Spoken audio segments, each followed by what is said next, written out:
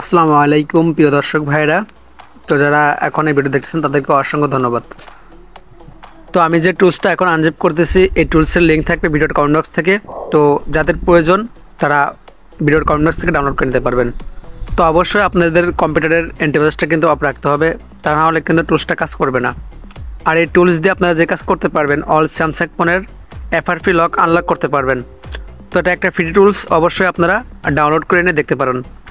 আর যদি ভিডিওটা আপনাদের উপকার এসে থাকে তো অবশ্যই চ্যানেলটা সাবস্ক্রাইব করে পাশের বেল নোটিফিকেশনটা অ্যালাউ করে দেবেন।